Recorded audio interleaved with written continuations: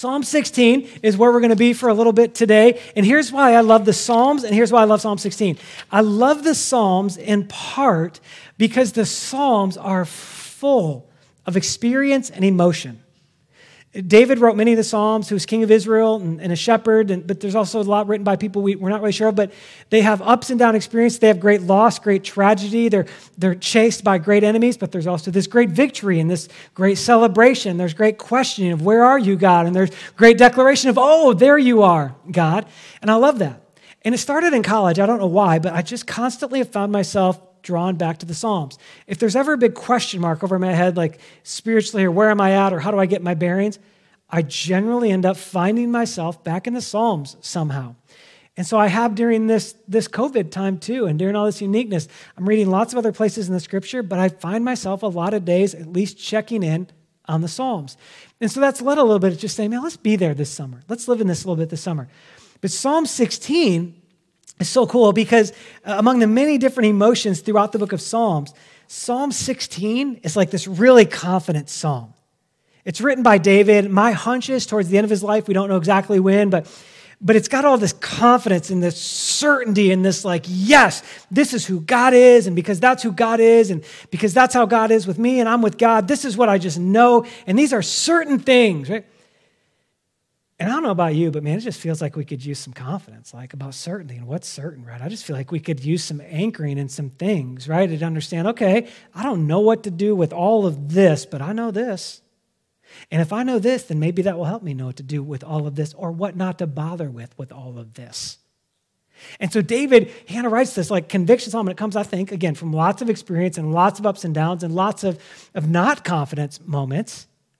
And he writes this really anchored confidence. So Psalm 16, let's just read it. It'll be on the screen, or if you want to jump there online, or if you've got a Bible and you're looking at it, that's great. Here's what it says. Keep me safe, my God, for in you I take refuge. That's the verse we looked at last week, that opening line of this psalm where David is really saying, preserve me. God, you preserve me. You're my preserver. You value me enough to keep me and to protect me, and not just to barely get me by, but you value me enough to protect the good work you're doing in my life for the future. It's such an encouraging start. Then Psalm 16, verse 2, here's what the rest of the psalm says. I say to the Lord, you are my Lord. Apart from you, I don't even have any good thing. I say to the holy people who are in the land, they are the noble ones, in whom is all my delight. I just enjoy the people that are following God. Those who run after other gods, unfortunately, my heart aches, but they're going to suffer more and more. And so I'm not going to pour out libations or my sacrifices or my praise or my obedience of blood to other such gods. And I'm not even going to take their names on my lips. Because, Lord, you alone are my portion and you're my cup. You make my lot secure. The boundary lines have fallen for me in pleasant places. The boundary lines have fallen for me in pleasant places. Surely I have a delightful inheritance. We're going to talk some about that inheritance next week and what's in it and what it invites us into. So verse 7, so I'm going to praise the Lord who counsels me, even at night. Even at night, he kind of instructs me. He counsels my mind. I keep my eyes always on the Lord, and with him at my right hand, I will not be shaken. Therefore, my heart is glad and my tongue rejoices, because when I'm not shaken, it's a little easier to celebrate, right? When I'm not shaken, it's a little easier to rejoice. My body also is going to rest secure, because you will not abandon me to the realm of the dead, nor will you let your faithful one see decay. You make known to me the path of life, and you're going to fill me with joy in your presence and with eternal pleasures at your right hand. Now, do you kind of hear the confidence of it, right? I've got a good inheritance. God even counsels me at night. God's at my right hand, so I will not be shaken. Hey, listen, can we have just a moment of honesty together? Doesn't it feel like everything in life right now tells you that you actually are being shaken? It's trying to convince you, right? To be shaken, to be afraid, to be uncertain. And so then we get tempted to try and get a foundation. Let me form a foundation so I can form an argument and I can make my case, right? And here's David like, man, I've been chased. I've been chased by animals. I've been chased by murderers. I've been chased by schemers and plotters and people who wanted to kick me off the throne. I've been chased by everybody. Listen, here's what I've learned, that when I'm with God, I just won't be shaken. When I'm with God, I just won't be shaken. We could use some of that confidence right now, yes? We could use some of that certainty with the Lord.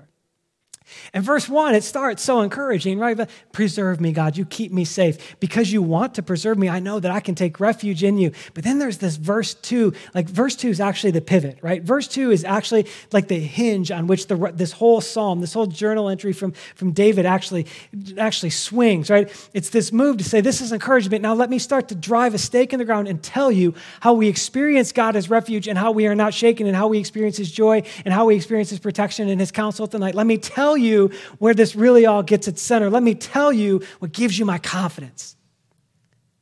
And to do it and to swing the psalm a little bit, David makes this statement. He says this, I will say to the Lord, you are my Lord. I will say to the Lord, you are my Lord. And apart from you, I don't even have a good thing. Not like nothing. I've had some good things and now I realized that because I wasn't with you, those really weren't that good. And now I know that when I have a good thing, that's probably actually from you, and I say to the Lord, you are my Lord. Now look, doesn't it sound a little repetitive? I mean, if we were honest with one another, you kind of look at it and think, I'm like, did David's pen have a stutter? I say to the Lord, you are my Lord. I will say to the Lord, you are my Lord. I'll say to the Lord, it just sounds the same, right? But David actually makes two really distinct statements that draw a very distinct comparison and put a very, very formational, foundational, and let me just warn you, challenging question in front of us. He says, I will say to the Lord, and when he says, I will say to the Lord, he's like, what I'm going to acknowledge is that God is the Lord. God's the leader. God controls all things. Ultimately, God wins. Ultimately, God gets the final say. Ultimately, God holds all things together. Ultimately, God's the source. Ultimately, God's the creator. He's saying, I believe that. I will say to the Lord, I believe that. But then he says, I will say to that Lord that you are actually my Lord. You are my Lord. I believe this. I have a belief, but I also have a life that matches that belief. I have a belief that God is the Lord, but now you are my Lord. I have a way of walking that says you are actually the Lord and my Lord. And David uses this fascinating little phrase there, Adonai Ata in Hebrew, Adonai Ata, and he says he's describing Lord, but then this little word Ata actually implies like Lord that leads to obedience. It's obedience. David's saying, because you are the Lord, you've got my obedience. And the Hebrews would have read it, and when they heard that word, Ata, attached to this word, Lord, what they would have known is that what David is really trying to say is, if I'm not obedient, then I'm actually a liar. If I say to the Lord, you're the Lord, but you're not my Lord, then I actually lied about this one. David said, I will say to the Lord, you are my Lord. I have a belief, I have a mental agreement, I have a mental acknowledgement, but I also have a life that is completely yours and is really just surrendered to your counsel and to your leading and to your shaping. I have you as the Lord, but I also live my life with you as my Lord. You call the shots, you lead the way. And see, here's why I think David wrote it, because David had moments where he didn't live it. Part of why David has confidence now is because he looks back and realizes, man, every time I didn't live that, I got myself in trouble. David tried a lot of other lords. He tried adultery, he tried to count his army, tried to count his nation, tried to flex his muscle. None of those ever ended up working. They all led to problems. And so David's learned, he's like, what I really understand now is that when I say to the Lord, you are actually my Lord, that's where my confidence comes, because my confidence comes when I just let the Lord lead the way. That's where I get my confidence. That's where I get my certainty. That's where I start to realize I'm not shaken. Here's what's funny, is David wrote that thousands of years ago, right? And it wasn't even really just a David problem. Like you get generations removed and Jesus starts talking about it. Jesus is like, oh yeah, that in David's day, that was a challenge. Oh, in my day, that's a challenge, Jesus says. Matthew chapter 15, look at the words of Jesus here. He's in the middle of a conversation. He says, these people worship me with their mouths, but their hearts are far from me. There's times I read that, I'm like, oh, wait, what? He's like, these people worship me with mouth. They talk about me. They say things about me. They sing really loud about me. They cheer me. They applaud me, but their heart's not really with me. They wander in and they play some spiritual game and they punch some spiritual clock and they do a thing and they say a prayer. But their heart's not really with me. They're singing and saying that I'm the Lord, but they're not, I'm not really their Lord. right? It's like he's kind of taking the same theme of David, right? It's a challenge. Matthew chapter 17, Jesus says that even, again, a different translation of the Bible, Living Bible will paraphrase, this is what he said. He said, not all who sound religious are really godly. They might refer to me as Lord, like they might actually refer to me as Lord and call me that, but they still won't get into heaven. They still won't experience heaven on earth or heaven in heaven. They're calling me that, but they're not really living that. They're saying that I'm the Lord, because the decisive question is whether I want you to just read the next word with me. The decisive question is whether they what? I begged God not to make me preach this on the first day we had people in the building. Here we are. It's whether they obey my Father in heaven. Do you hear it? You can call me Lord, but unless I'm your Lord, you can call me Lord, but unless you trust me enough to obey me, you're not really Lord, and you're not really going to get to live in the confidence that I want you to live in. David's talking about it. Jesus is talking about it. We could go on to James, the half-brother of Jesus, who talked about it again later in the New Testament of the Bible, right? It's this theme. It's this theme. I will say to the Lord that you are my Lord. And really, you see, David's putting this distinction. You can say that God is the Lord. You can say Jesus is the Lord. But is he your Lord? Like, it's one thing to say that and have a mental assent to it and to join a religious group or a religious movement of some kind, but it's another thing to say that, Jesus, you get to lead my life. And it really poses us with a question. I think it's a question David probably asked in some vocabulary. But I want to show you something that many of you might not know what it is. And if you know what it is when I pull it out, don't yell it out. Okay? Don't yell it out just yet. But I want to just show you something here today.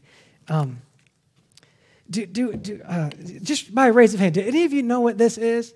I know some of y'all do. Yeah, I see it. Some of us have talked about this in the last couple weeks. Yeah, right? This thing is called a Flowbee. It's a real thing. I know, yeah. Like 19 people looked it up while I was talking last hour. Don't look it up. It's a real thing, okay? It's called the Flowbee. Let me tell you how the Flowbee works. There's a little kind of like sleeve or tube connector down here on the bottom of the Flowbee that you stretch out and you put over the wand end of your vacuum cleaner. You can then turn your vacuum cleaner on and it creates suction through the top of the Flowbee. But that's not all. Okay, that wouldn't mean much, right? That'd just be a vacuum cleaner. But what happens is you can plug this Flowbee in, you can click the little on switch, and the Flowbee up here, it has these blades. Okay, and they can start moving, and so what happens is the vacuum cleaner picks your hair up and the Flowbee cuts your hair, okay? You cut your hair with this thing. You literally cut your hair with this thing. I know, right? I know, right? I know, okay? I know. You cut your hair with this thing. Truthfully, here's the deal. Here's the deal. I've used this Flowbee a little bit in the last couple of months. It's why I've been able to maintain short hair with really bad-looking haircuts. It's not a precise machine, right? You can change all the lengths, okay? Like I've got the shortest one on here right now, and you can make it all sorts of different lengths and whatever else, okay? It's just kind of been handy in this moment, okay? The Flowbee. In fact, just say Flowbee. There it is, the Flowbee. If you're watching online, just put a little thumbs up if you've ever used the Flowbee. Don't be afraid. I'm admitting it, okay? Let's do it this way, too. In the room, raise your hand if you've ever used the Flowbee. Come on, where are my friends at? Come on, somebody. Oh, there's a few. Yeah, look at y'all embarrassed. Jeff, you're never embarrassed. I love it. Just put it up there, Jeff. I like it, yeah? The Flowbee, okay? Here's the deal about the Flowbee. You might be embarrassed sometimes, but not. Here's the Flowbee. Let me tell you something else about the Flowbee. Before this last 12 weeks we've been in, I'd used the Flowbee once in the last 13 years. And I used it once in the last 13 years because I didn't quite have time to go get my hair cut before we left on vacation. And before we leave on vacation, my hair is really short, like even shorter than normal, right? So I was like, oh, hey, Flowbee, here we go. Okay, it's like 10 minutes, we're done, okay? No hair cleanup, no, I mean, it's a beautiful thing, okay? Bad haircut, but it's a beautiful thing, right? Like, trust me, I'm getting a real haircut this week. Okay? So it's like, okay, like I haven't used it in like 13 years. I've had it since, I can't remember if it was 99 or 2000. Some friends of mine got this for me in Roanoke. They had one, and I was like, whoa, how's that thing work? And they got me one, and I used it for probably like a year all the time because I had really short hair then, again, even shorter than I keep it now, and so it was super simple, and it saved me all that haircut money, right? But even before we'd moved to Michigan 13 years ago, I'd kind of stopped using the Flowbee. Like I hadn't really used it that much, and so then I'd used it like once in the last 13 years. But I can tell you where it sits. It actually sits in our bathroom, in the cabinet that's underneath my sink. If I open up the right side cabinet and slide in there, it's in a little box that still says Flowbee, okay? And it's just sitting there. And so when this came, I'm like, oh, man, I still got the Flowbee. I pulled that thing out and I used that thing and got short hair with a bad haircut. That's what I did. But here's the thing about the Flowbee too. Like, when I'm done with it, I just put it back. And when this thing's over and I go get a real haircut, I'm not pulling out the Flowbee again. All right? Look, I don't have any skin in the game. I don't own stock in Flowbee if they sell stock. I don't get a commission if you buy a Flowbee. I don't even know if you can still buy a Flowbee. But I don't get a pushback from the Flowbee. There's nothing. I have no loyalty. I don't have any Flowbee shirts. I mean, I've got nothing. I've got nothing. I literally just use the Flowbee, and when I'm done, I put it away, and I leave it there until I might need it again. It might be 13 more years before I need it again. It might be.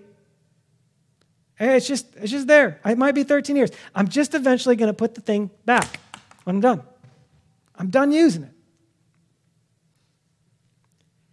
And it kind of reminds me of this thing from David of like, you say to the Lord, you are my Lord, because I kind of wonder if David isn't wrestling and hasn't wrestled with this question. I kind of wonder if the Spirit of God is inviting us to wrestle with the question of, man, we want some confidence and we want some certainty. And yet I wonder if the question, it's a question I read a few weeks ago, and it has just roamed free in my heart and mind over the last few weeks, is simply this. When we talk about the Lord is the Lord is my Lord. Is he my Lord? Or is he a little more like my Flowbee? Because here's the question. Are we using the Lord, or are we actually like following the Lord? Are we using the Lord? Are we following the Lord? Are we using the Lord when vacation's almost here and we didn't have time to get a haircut, so we pull it back out and get a haircut, right? Put it back and then don't think about it for 13 years? Are we using the Lord like we go to him when it's really bad because we need something, and we actually go to him with a pre-prescribed plan of what we really think he ought to do in a moment, and we pull him out and we're like, man, you're really good and you're really kind and be my refuge, and also I need you to fix this. And then when that's over, we slide him back?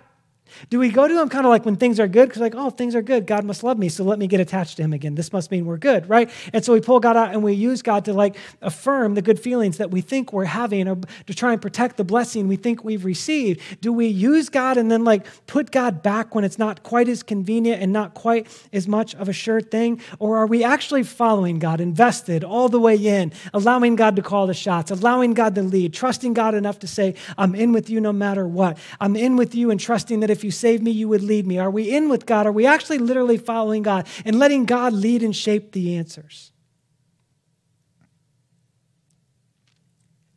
And honestly, like, I think this is super challenging. If I can just be honest with each other for the next few minutes, I think it's super challenging in really developed parts of the world like ours, because we have a lot of other things we can run to try and satisfy us. And again, David had tried most of those. David had wealth. He tried adultery. He took a woman that wasn't his. He killed her husband to cover it up. He counted his army to try and bolster his strength, right? I mean, he tried lots of those things. And we can run to lots of things, try and give us comfort and try and give us certainty, or try and establish some kind of certainty. And then when it doesn't work, kind of come back and try and use the Lord. And look, I don't really think we're being malicious. I don't really think we're necessarily being hard-hearted. I think sometimes we get caught in this trap of a distance between God is the Lord and, also God is my Lord. If I'm going to say he's the Lord, why don't I live like he's my Lord? Right? Hey, let me tell you why it's really hard, okay? Look, again, let me tell you another reason it's really hard. It's really hard because when we're going to follow, somewhere along the way, we're going to give up some of our preferences. And we are not people inclined naturally to give up our preferences. In fact, we're people to draw lines in the sand and push other people away for the sake of our preferences. We're not people naturally wired to give up our preferences. We're not naturally wired to say, you know what?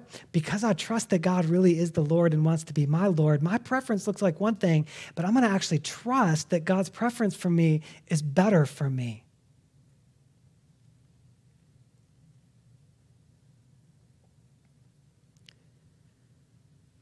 I got preferences. Y'all got preferences? Yeah. You don't even have to tell me. I already know. Because we're all human, right? It makes it hard. Like, it's easy to go to God when we're not getting our preference, and then it's disappointing when God doesn't give us our preference. And so we put him back. And I'll come back to you another decade when there's another. All right. Now, here's the thing. This could feel like, whoa, like in my grill, John. Like, back to preaching in your basement, dude. Okay, I understand, but listen, hear me out on this thing. Okay, hear me. We got to understand something.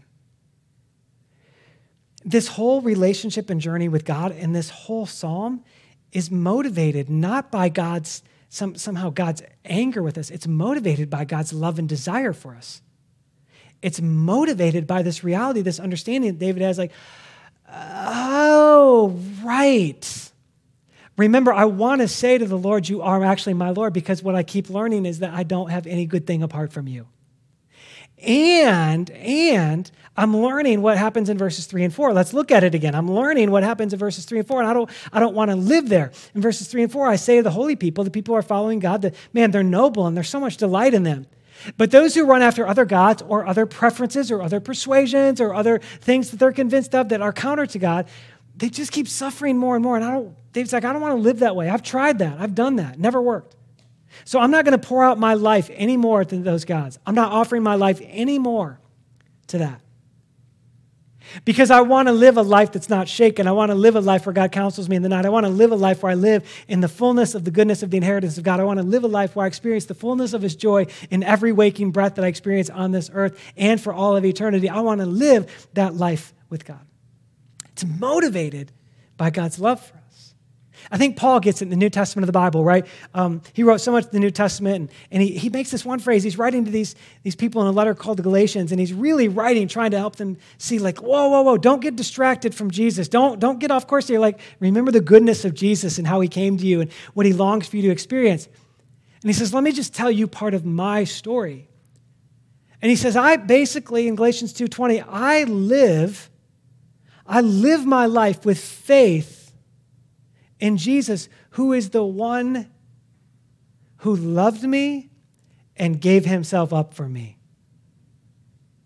I live my life in faith and devoted. I live my life like Jesus is actually Lord and leader and gets to call the shots. Why? Because, I've experienced the intensity and totality of his love in the way that he gave himself up for me.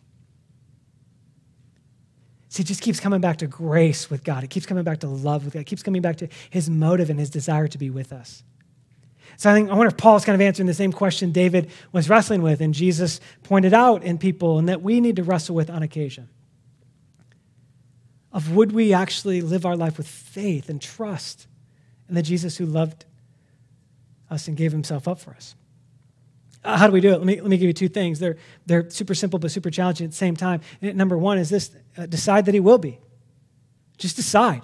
Jesus, you're going to be Lord. I'm just saying, I'm going to let you call the shots in my life. I'm going to trust in your counsel. I'm going to let you lead. I trust you for salvation. I trust you with my life. I'm going to trust you. But then at the same time, it's decide what won't be.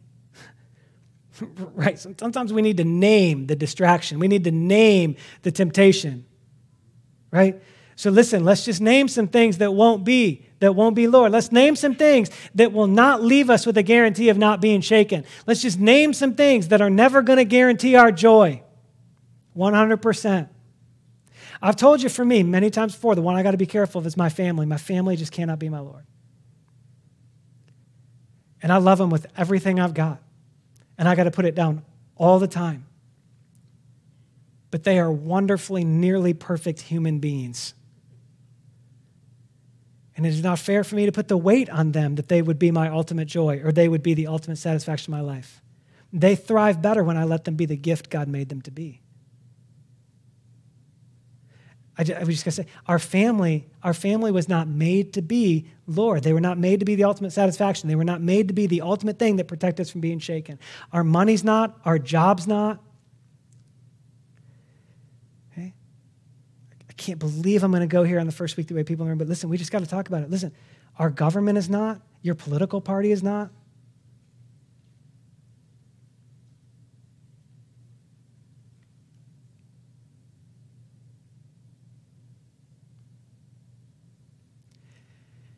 David says, I'm going to say to the Lord that you are my Lord, which means there's a whole bunch of things like in verses 3 and 4 that I'm not going to say are my Lord anymore. I'm not going to let them be my Lord anymore. If they are a gift, I will enjoy them. Of course, that's the nature of God.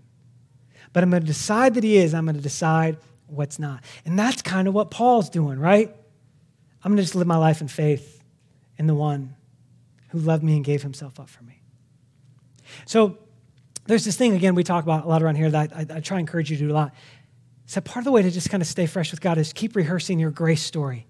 Keep rehearsing God's unmerited kindness and favor and lavish love and forgiveness of you. And that's not just forgiveness of sins. It's the favor of his presence and the generosity of his presence and the way he provides in his presence and all of that goes with that, right? And one of the best ways to do that sometimes is just to take communion together. So I want to do that this morning. So it's going to be a little different. Our band's actually going to come because after we're done with communion, we're going to sing together for just a little bit. But I want to invite you to just take this little cup. If you didn't grab one of these on the way in, just feel free to get up right now and go get one. There's some on the back table in the corner here. There's some in the lobby. Just go ahead. That's fine. Just grab one. I get it. If you're at home and you weren't prepared for communion or whatever, that's great. You can quickly run and grab a Cheerio and water. Whatever it takes. Whatever you got, okay? Goldfish and whatever. It doesn't matter, okay? And I want to just, for those of you in the room, sort of warn you, these things are a great gift in moments like this, and they also can be really frustrating if the seals don't pull away just right, okay? So just have patience with yourself. But we're going to take the elements together. So I want to invite you to peel back that top layer and just take the wafer. This reminder of the body of Jesus given up. Listen, given up for you. Beautifully offered and brutally beaten to take on your sin and your sickness and your shame and your guilt and your insecurity and your doubt and that worry and that anxiety and that uncertainty and that fear. It took all of that, all of that. I want to invite you this morning to take this reminder of his body and absorb again the freshness of his grace. We take and eat in remembrance of him.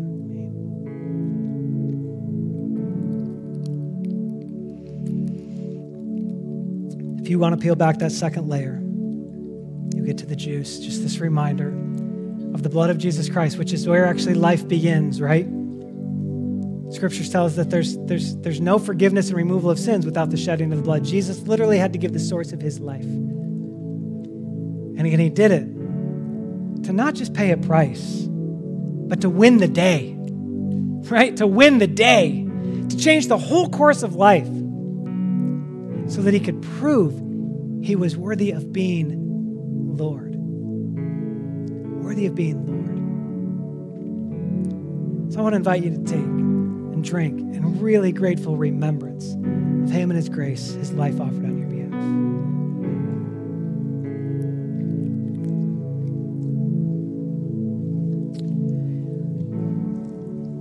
I want to leave you before we sing with a phrase, just a word of truth, to maybe help us pull this together and then think about what we're going to sing. These words we're going to sing or absorb in a minute. So we've talked about you got to decide that he's going to be Lord, decide what's not going to be Lord. And here's maybe one way to put it, just thinking about God's love for us, is simply this, that the lordship of Jesus begins.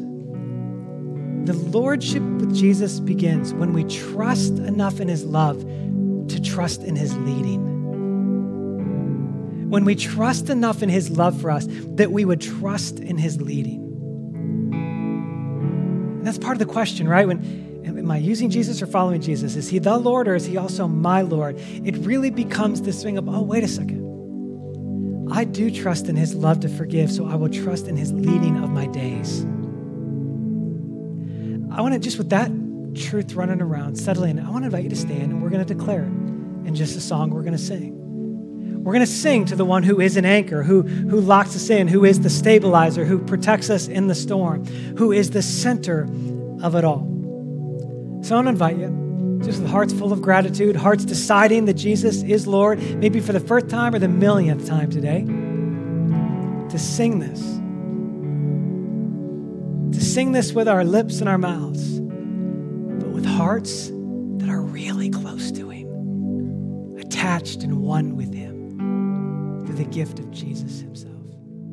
Let's sing this.